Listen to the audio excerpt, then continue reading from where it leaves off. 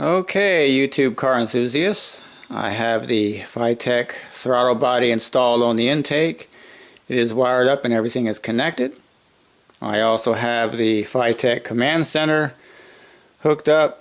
All the fuel lines are plumbed and connected to the throttle body and engine fuel pump. I had to make some modifications to get everything to fit right. The first modification that I made was I had to increase the length of the air cleaner stud by about a ½ inch. On the Speed Demon carburetor, the stud hole that it screws into already sits about a ½ inch higher than where the air cleaner sits. And on the Fitech throttle body, the hole for the air cleaner stud sits level where the air cleaner would contact. So as a result, I had to make it a ½ inch longer. The stud is just a 5/16 inch stud, and some people have mentioned on their videos that they have studs that one end of the stud is a ¼ inch, and as a result they had to change their studs, but mine was 5/16 top and bottom, so it didn't cause any problem. Just had to increase the length. The other modification that I made was to the position of the throttle ball stud. Now, most of the time people will connect their stud here, or I actually drilled an extra hole here, but I put mine in the big hole to give me the most leverage pulling on this lever. And to do that, instead of buying an adapter that you can get on Jegs or Summit, I just took some washers and I trimmed them to the exact size of this hole, and then one washer on the back. I kept it a little bit bigger and tapered the ends of it, and then another washer is on this side, and then I ran the throttle ball stud through them and then connected with the nut on the back. So that worked out pretty good, giving me the most leverage. So I just did the same thing with the Fitech throttle body. I just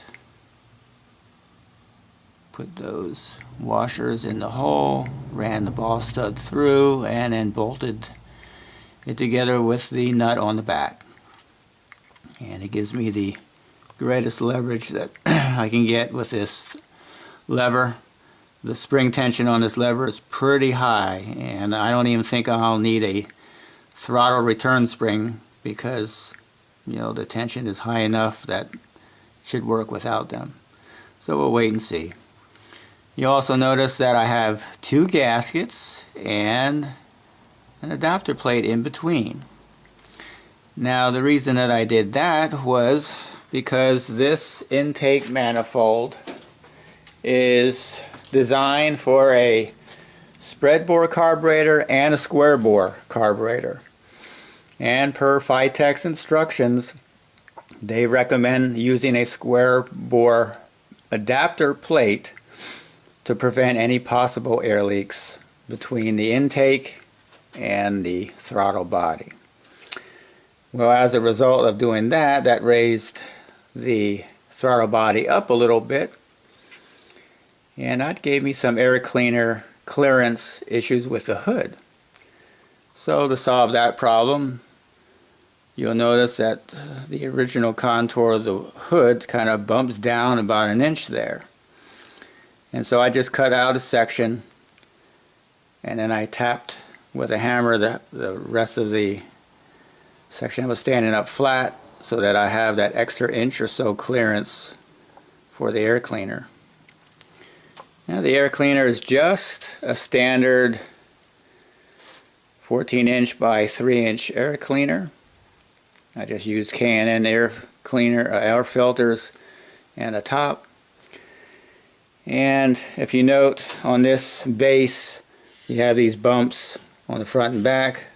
Normally that's the way you would install it on either a Holley carburetor or a Demon carburetor to clear the fuel bowls.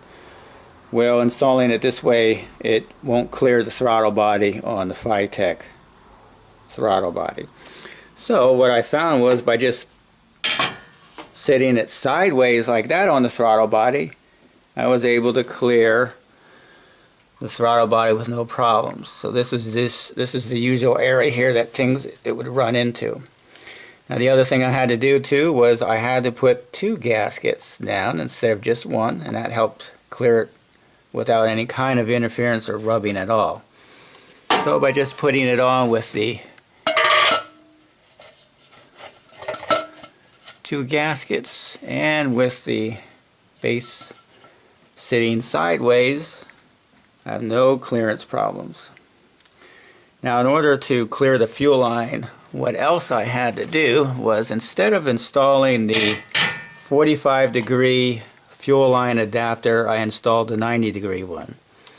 And that brought this fuel line much closer and straight down, and it wouldn't run into the air cleaner base. And then I used the 45-degree fitting on the low pressure side that runs to the engine's low pressure fuel pump. So that worked out pretty good, no clearance problems there. So everything is ready to go. I installed the display and it is ready to run and be programmed. I just ran the wire underneath the carpet from the engine compartment, and then I just ran it up, and I have the display on the bracket that came with the Fitech fuel injection system, and it just connects to the window. So it's at a position right under the mirror that gives me good vision of that display, and then I can set any kind of parameters I need on the fly if I have to make any kind of adjustments. So everything's ready to go.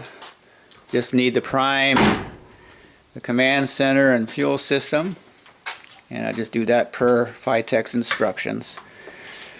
So they recommend you do not hook up the positive lead on the command center until everything's primed, and then once you check for fuel leaks, and there are none, and you can put the positive lead on there, and then it should be ready to fire up. So we'll make a video of this running, and until that time, stay tuned.